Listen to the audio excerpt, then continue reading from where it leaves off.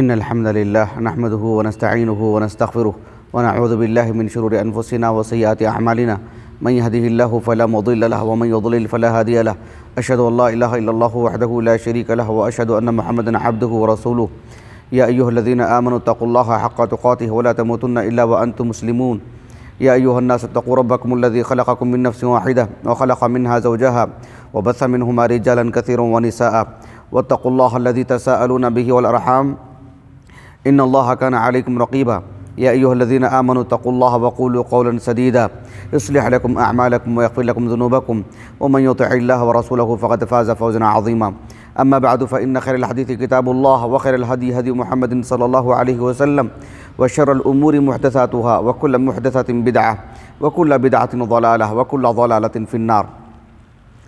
حاضرین جمعہ، اللہ سبحانہ و تعالیٰ نے ہمیں اپنی عبادت کے لیے پیدا کیا ہے، اور اللہ تعالیٰ نے اپنی عبادت کو کس انداز میں انجام دینا چاہیے اس کی تفصیلات بھی اللہ نے بیان کر دی ہیں.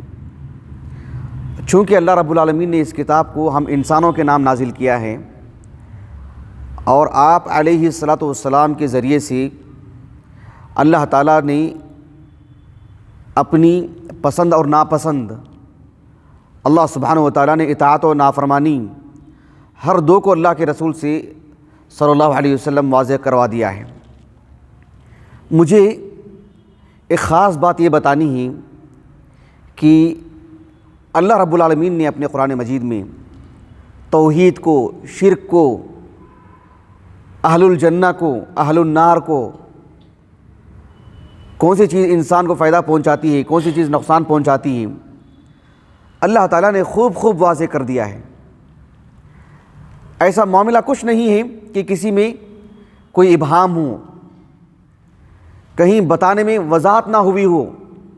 سبحان اللہ، اللہ کا کلام اس سے پاک ہے. اللہ نے قرآن کو البیان کہا، المبین کہا، اپنے پیغام میں واضح ہے. اس دنیا میں کتنے انسان ہیں، ان کی عقل، ان کی عمر، ان کی رہنے کی جگہیں، اس اعتبار سے انسان کی صلاحیتیں جدا جدا ہیں، سمجھنے کی قوت انسان کے اندر الگ الگ ہے. اللہ سبحانہ و تعالیٰ نے قرآن مجید میں ہر انسان کی سمجھ کے اعتبار سے بھی خطاب کیا ہے. مختلف اسالیب میں اللہ نے بات کو بیان کیا ہے. توحید کو اللہ رب العالمین نے کئی پہلوؤں سے بیان کیا تاکہ ہر پہلو سے انسان سمجھ جائے. کوئی اس مثال سے سمجھ سکتا ہے، کوئی اس بات سے سمجھ سکتا ہے. شرک کی خبات کو اللہ رب العالمین نے کئی طرح سے سمجھایا تاکہ بس آدمی سمجھ لے اصل یہ مقصود ہے. آپ اس پیرائی سے نہیں سمجھ سکتے، آپ اس پہلو سے سمجھ لیں. اس بات سے نہیں سمجھ سکتے تو اس بات سے سمجھ لیں. قرآن مجید میں اور احادیث مبارکہ میں ایک اسلوب اختیار کیا گیا ہے جو تجارت کی زبان ہے. انسان خرید و فروخت کرتا ہے. دنیا کا ہر انسان چیزیں نہ بیچتا ہو لیکن خریدتا تو ہر انسان ہے. البیع کہتے ہیں خرید و فروخت کو. بہت سارے لوگ تجارت کرتے ہیں، کچھ لوگ کہیں نوکری کرتے ہیں، لیکن خرید و فروخت سے پوری دنیا جڑی ہوئی ہے. اللہ سبحانہ و تعالیٰ نے توحید کو، شرک کو، اطاعت کو، نافرمانی کو اللہ تعالیٰ نے خرید و فروخت کی زبان میں بیان کیا تاکہ انسان اس بات کو سمجھ لے. اللہ سبحانہ و تعالیٰ نے سورۃ الصف میں بیان فرمایا، یا ایھا الذین آمنوا هل ادلکم علی تجارۃ تنجیکم من عذاب علیم تؤمنون باللہ ورسولہ وتجاہدون فی سبیل اللہ باموالکم وانفسکم ذالکم خیر لکم ان کنتم تعلمون یغفر لکم ذنوبکم ويدخلكم جنات تجري من تحتها الأنهار ومساكن طيبة في جنات عدن ذلك الفوز العظيم.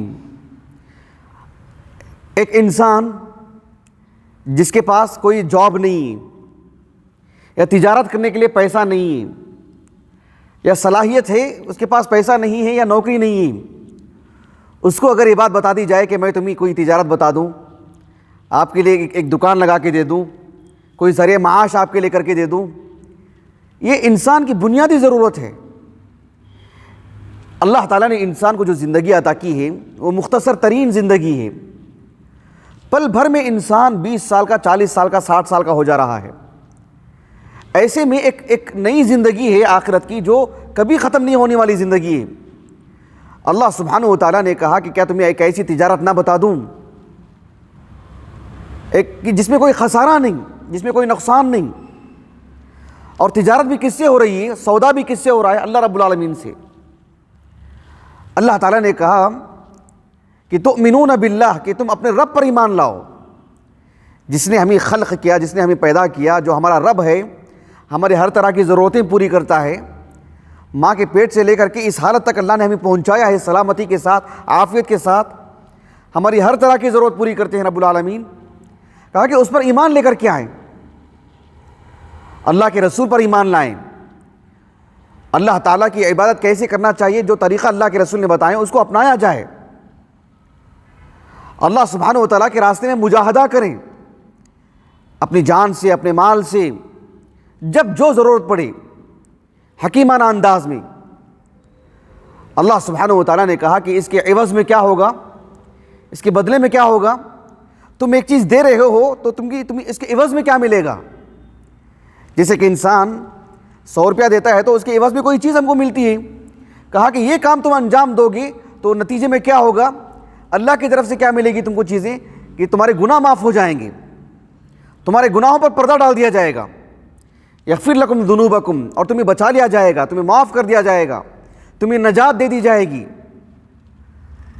اور اللہ سبحانہ و تعالیٰ نے وہ باتیں ارشاد فرمائیں جس کے لیے انسان پوری زندگی پریشان رہتا ہے. انسان کس کے لیے پریشان رہتا ہے؟ اس کے لیے روزگار ہو، اس کے لیے گھر ہو، اس کے لیے کپڑا ہو، مکان ہو.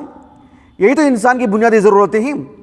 اللہ تعالیٰ نے کہا کہ یغفر لکم ذنوبکم ویدخلکم جنات تجری من تحتها الانہار ومساکن طیبۃ فی جنات عدن. ہمیشہ کی جنت میں اللہ رب العالمین داخل کر دیں گے. کیا کچھ ہوگا وہاں پر، سبحان اللہ العظیم، وہ ایک مستقل ایک موضوع ہے.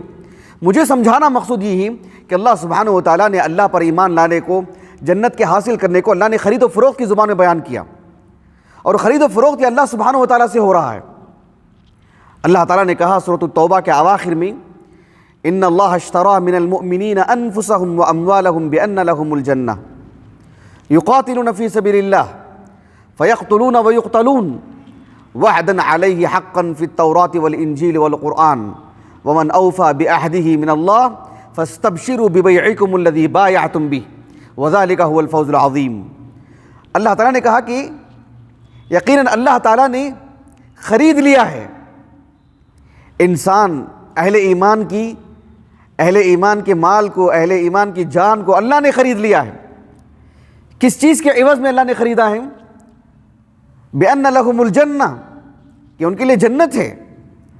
اس پر کتنی طمانینت نصیب ہونی چاہیے ہم کو، کتنا اطمینان ہونا چاہیے ہم لوگوں کو، سبحان اللہ العظیم، کہ اللہ رب العالمین سے خرید و فروخت ہی. جو اللہ رب العالمین کے راستے میں اپنی جان دیتے ہیں، اللہ سبحانہ و تعالیٰ نے گویا کہ ان کی جان کو خریدا ہے. کس کے بدلے میں؟ جنت کے بدلے میں. یہ ایک بہت بڑا سودا ہے، لیکن اطمینان بھی اتنا ہی زیادہ ہونا چاہیے کیونکہ یہ سودا اللہ سے ہو رہا ہے. کہا کہ وعدن علیہ حقا فی التوراۃ والانجیل والقرآن. سبھی آسمانی کتابوں میں اللہ نے اس خرید و فروخت کو بیان کیا ہے. سبھی آسمانی کتابوں میں اللہ رب العالمین نے اپنے اس وعدے کو بیان کیا ہے. تو جو اس وعدے کو پورا کرتے ہیں، فمن اوفى بعہدہ من اللہ فاستبشروا ببیعکم الذی بایعتم بہ. کوئی اگر اللہ سبحانہ و تعالیٰ کے دین کو قبول کرتا ہے، اللہ کے فرما برداری کو قبول کر لیتا ہے، اس پر راضی ہو جاتا ہے، تو اللہ سبحانہ و تعالیٰ کے ساتھ اس نے خرید و فروخت پکی کر لی اس نے. اب اس کے لیے خوشخبری ہے کہ اللہ رب العالمین کے ساتھ اس کا معاملہ ہو چکا ہے، وہ خرید و فروخت پکی ہے اس کی. اب وہ خرید و فروخت کی کیا چیزیں ہیں، اس کی بعد والی آیت میں اللہ نے بیان کیا. التائبون العابدون الحامدون السائحون الراکعون الساجدون الآمرون بالمعروف والناہون عن المنکر والحافظون لحدود اللہ وبشر المؤمنین. مقصود یہ ہے کہ اللہ رب العالمین نے اسلوب کون سا اختیار کیا. دیکھیں، یہ تجارت ہی ایسی ہے جس میں کوئی نقصان نہیں. اللہ تعالیٰ نے سورۃ الفاطر میں کہا ان الذین یتلون کتاب اللہ واقاموا الصلاۃ وانفقوا مما رزقناہم سرا وعلانیہ یرجون تجارۃ لن تبور لیوفیہم اجورہم ویزیدہم من فضلہ۔ اللہ رب العالمین نے کہا کہ جو لوگ اللہ کی کتاب کی تلاوت کرتے ہیں جس طرح سے اس کی تلاوت کرنا چاہیے، اس کو دیکھ کر کے پڑھنا، اس کو اپنے حافظے سے پڑھنا، اس کو نمازوں میں پڑھنا، کسی سے سننا، اس کے پیغام کو سمجھنا، اس پر عمل کرنا، اس کی نشر و اشاعت کرنا، اس کا دفاع کرنا، یہ سب اس میں شامل ہے۔ نماز کو اس کے وقت میں ادا کرنا، اور اللہ رب العالمین نے جس کو جو مال عطا کیا ہے اس کو چھپا کر کے خرچ کرنا، کبھی ضرورت پڑنے پر دکھا کر کے بھی خرچ کرنا۔ کہا کہ ایک ایسی تجارت ہے یہ جس میں انسان کو ہرگز بھی نقصان نہیں ہوگا، خسارہ ہے ہی نہیں اس میں۔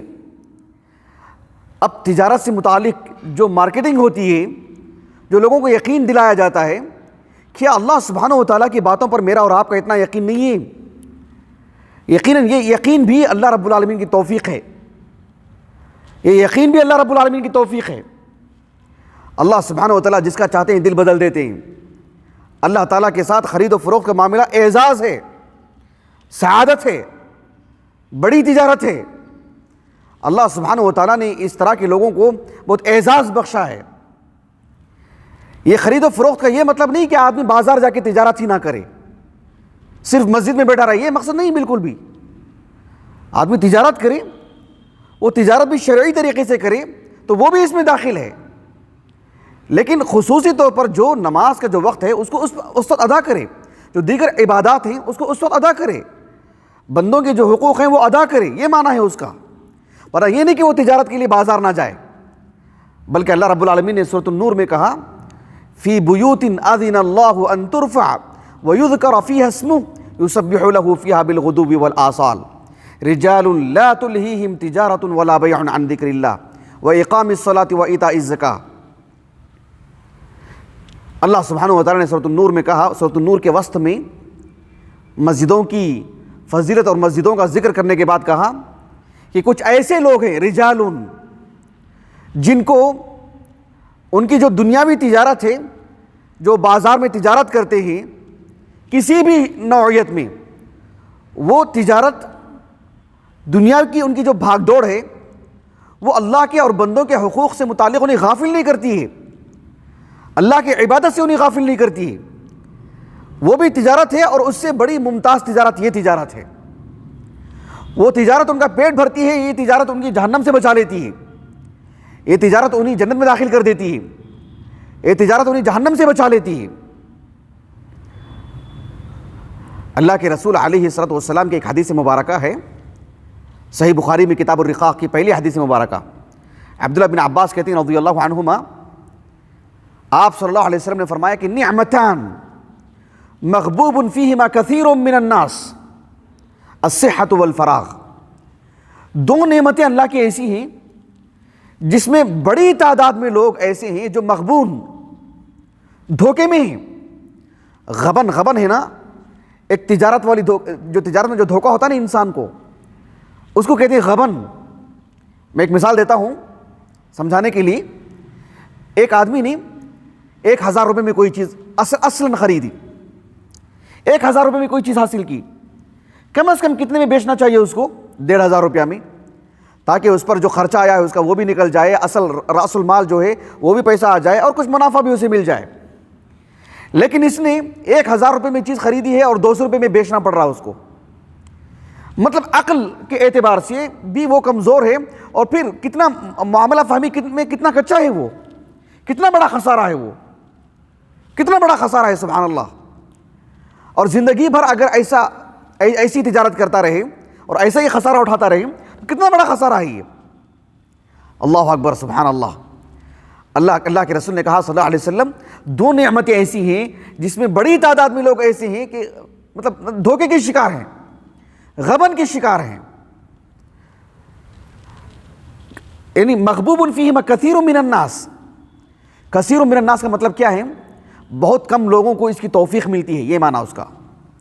ایک ہے الصحۃ والفراغ، یعنی انسان کو صحت اور جو فراغ ہے نا، فارغ وقت جو ہے، انسان کے پاس کبھی صحت ہوتی ہے لیکن فارغ وقت نہیں رہتا ہے، مشغولیات رہتی ہیں، کبھی انسان کے پاس صحت بھی موجود ہو، فراغ بھی موجود ہو، پھر بھی وہ اللہ کی اطاعت نہ کرے، پھر بھی وہ جنت کو نہ کما لے، اپنی اس صحت کو اور اپنے اس فراغ کو اللہ سبحانہ و تعالیٰ کی عبادت میں لگانے کے بجائے عام بیکار کی چیزوں میں لگا دیا ہو، یا دنیا میں ہی ہمیشہ کے لیے گم ہو چکا ہو، بہت بڑا دھوکہ ہے۔ کتنے لوگوں کے جنازے اٹھتے ہوئے ہم دیکھ رہے ہیں کہ ابھی بھی ہمارے دل میں جو ہے وہ ہمارا دل نرم نہیں پڑتا ہے، ہمارے دل کی آنکھیں نہیں کھلتی ہیں کہ اچانک انسان کا انتقال ہو جاتا ہے، اب اس کی صحت بھی گئی، اس کا فراغ بھی گیا، اس کی صحت گئی تو وہ بھی گئی، فراغ بھی گیا اس کا۔ آج اللہ رب العالمین نے ہمیں صحت عطا کی ہے، ہمارے پاس فراغ بھی ہے، پھر بھی اگر اللہ رب العالمین کی جنت کو ہم حاصل نہیں کر لیتے ہیں، اللہ کی رضا کو حاصل نہیں کر لیتے ہیں، تو غبن ہے۔ اللہ تعالیٰ نے کہا قرآن مجید میں سورۃ التغابن میں، یوم یجمعکم لیوم الجمع ذالک یوم التغابن، اللہ نے قیامت کو التغابن کہا، جہاں انسان کے ہار جیت کا مسئلہ ہوتا ہے۔ وہاں کچھ لوگ ایسے ہوتے ہیں جن کے پاس ایک ہوتا نہیں، ایک آدمی کے پاس 500 روپے تھے اور دیکھو 500 روپے کو رکھ کر کے وہ کروڑ پتی بن گیا۔ 500 روپے سے آغاز کیا اس نے اور باتوں باتوں میں اتنا بڑا انسان بن گیا، اتنا زیادہ مالدار بن گیا۔ اللہ رب العالمین نے انسان کو جو عمر عطا کی ہے، کتنے ایسے لوگ ہیں جو 40 سال کی عمر میں اسلام قبول کرتے ہیں، 45 سال کی عمر میں انتقال ہو جاتا ہے، 5 سال کی زندگی میں جنت کما لیتے ہیں، سبحان اللہ۔ ایسے بہت سارے لوگوں کے سودے ہوئے ہیں۔ اللہ سبحانہ و تعالیٰ ایک آدمی کو 60-70 سال دیتے ہیں، 60-70 سال میں ہمیشہ کی جہنم لے رہا ہے، وہ کتنی بدبختی ہے، اللہ اکبر۔ تو یہ ایک بہت بڑا خسارہ ہے، اسی کو کہتے ہیں الغبن۔ آخر میں ایک حدیث سنا کر اپنی بات کو ختم کر دیتا ہوں۔ ایک حدیث مبارکہ ہے سنن ترمذی کی ابواب صفت القیامہ میں، ابو ہریرہ کہتے ہیں رضی اللہ عنہ، آپ صلی اللہ علیہ وسلم نے فرمایا، من خاف ادلج ومن ادلج بلغ المنزل۔ ادلجہ کہتے ہیں عربی زبان میں السیر فی اول اللیل، ایک انسان کہیں پہنچنا ہے، منزل اس کی اتنی دور ہے کہ اس کو رات کے اول حصے میں نکلے گا تو صبح تک پہنچ سکتا ہے، اگر رات کے 3 بجے نکلے گا تو نہیں پہنچے گا، دن کے 12 بجے جا کے پہنچے گا۔ ادلجہ کہتے ہیں رات کے اول حصے میں نکلنا۔ ایک انسان کو فجر تک کہیں پہنچنا ہے تو رات میں نکلنا پڑے گا، اس کو عشاء کے علی الفور نکلنا پڑے گا۔ آپ علیہ السلام نے فرمایا کہ من خاف ادلج ومن ادلج بلغ المنزل، جس آدمی کے دل میں یہ بات ہو کہ مجھے منزل تک پہنچنا ہے تو اس سے پہلے دن ہی سے کوشش کرے، کل کر لوں گا، پرسوں کر لوں گا، پھر کر لوں گا، تسویف جسے کہتے ہیں نا، ٹال مٹول، یہ کل پرسوں میں جو اس کی انسان کی زندگی نکل جاتی ہے۔ ہم جتنے لوگ یہاں بیٹھے ہوئے ہیں ذرا غور کیجئے، ہر ایک اپنی اپنی عمر کے اعتبار سے سوچئے اور ذرا پیچھے ایک نظر ڈالیے ماضی میں کہ کل میں چھوٹا تھا، میری عمر بالکل چھوٹی تھی اور آج میری اتنی عمر ہے، کتنے دنوں میں نکلی ہے عمر یہ؟ تعجب ہوتا ہی نہیں ہوتا ہے۔ ہماری گزری ہوئی عمر واپس آتی ہے ہم لوگوں کو؟ بالکل بھی نہیں۔ اس کے بعد بھی ہماری آنکھیں نہیں کھولیں گی، اتنی جلدی انسان کی زندگی نکل رہی ہے۔ جس انسان کے دل میں اس بات کا ڈر ہو، جیسے مثال کے طور پر ایک آدمی کو یہاں سے حیدرآباد، یہاں سے ممبئی، میں بنگلور کی مثال دے کے بتا رہا ہوں، اسے اپنا کچھ مال بھیجنا ہے تجارت کے لیے، سب اس کے پاس کاغذات صحیح ہیں، سب کچھ ہیں، سب وسائل ہیں، امن کا ماحول ہے، سب کچھ، پھر بھی اس کے دل میں ایک طرح کا خدشہ رہتا ہے، خوف رہتا ہے کہ اتنا قیمتی مال وہاں تک پہنچ جائے۔ بہرحال ایک آدمی یہاں سے وہاں تک مال جو ہے مطلب کوریئر کے ذریعے سے بھیجتا ہے، ایک ملک سے دوسرے ملک کو مال جو ہے مطلب ایک دوسرے ملک کو جو مال بھیجا جاتا ہے ہوائی جہاز کے ذریعے سے، خاص کر جو ہے پانی کے جہاز کے ذریعے سے، لیکن کتنا ہی بڑا مالدار کیوں نہ ہو، دل میں ایک طرح کا خدشہ رہتا ہے کہ جب تک مال پہنچ نہ جائے، جب مال پہنچ جاتا ہے تب جا کر کے اطمینان ہوتا ہے، پھر اس کا جب عوض ملتا ہے اور اطمینان ہوتا ہے۔ آپ علیہ السلام نے فرمایا کہ من خاف ادلجا، جو اپنی منزل کو پہنچنے کا اس کے دل میں ڈر ہو، خوف ہو، یعنی ایک طرح کی بے چینی ہو، اور میرا مال کہیں لٹ نہ جائے، کہیں میں، جس طرح سے قدیم زمانے میں کیا ہوتا تھا، راتوں میں لوگ سفر کرتے تھے تو ایک جماعت کی طرح نکلتی تھی، درمیان میں لٹیرے ہوتے تھے، اپنے پورے مال کو سلامتی کے ساتھ ایک جگہ سے دوسری جگہ پہنچانا بہت بڑا معاملہ ہوتا تھا، درمیان میں بہت سارے لٹیرے ہوتے تھے۔ اللہ کے رسول صلی اللہ علیہ وسلم نے کہا کہ من خاف ادلج، جو اپنی منزل کو پہنچنے سے متعلق بے چین رہتا ہے، اس کے دل میں ایک طرح کا ڈر رہتا ہے کہ دشمنوں سے کسی طور پر میں بچ کے نکل جاؤں، وہ رات کے اول حصے میں نکلے گا اور منزل تک پہنچ جائے گا وہ، اور پھر جو بچتے بچاتے نکل جائے گا۔ اور ایک طرح کا آدمی ہمیشہ جو ہے مطلب ادھر ادھر دیکھتے رہتا ہے کہ کوئی میرے مال کو مطلب یعنی سلب نہ کر لے، میرا مال نہ لے لے۔ آپ علیہ السلام نے فرمایا کہ ایک مومن بھی شروع دن سے اللہ کی عبادت میں لگا رہتا ہے اور ایک طرح سے چوکنا رہتا ہے، بیدار مغز رہتا ہے، میرے ایمان پر کسی طور پر مجھے ڈاکہ نہ پڑ جائے۔ آپ علیہ السلام نے فرمایا کہ جو اس طرح کی زندگی گزارتا ہے وہ اپنی منزل کو پہنچ جاتا ہے۔ نیتوں سے متعلق ایک طرح کی فکر مندی ہونی چاہیے، تجارت میں ہو، تدریس میں ہو، ممبر پر کھڑے رہنے پر ہو، صدقہ و خیرات میں ہو، سچ بولنے پر ہو، کبھی بھی انسان کی نیتوں پر ڈاکہ پڑتا ہے، سیدھے راستے سے ہٹ جاتا ہے۔ آپ علیہ السلام نے فرمایا کہ من خاف ادلج ومن ادلج بلغ المنزل الا وان سلعۃ اللہ غالیہ، اللہ کا جو سامان ہے کہا کہ بہت مہنگا ہے، سستا نہیں ہے، 2-3 روپے میں خریدنے والی چیز نہیں ہے۔ الا ان سلعۃ اللہ الجنہ، کہا کہ اللہ کا جو سامان ہے جس سے ہماری خرید و فروخت ہو رہی ہے وہ تو جنت ہے۔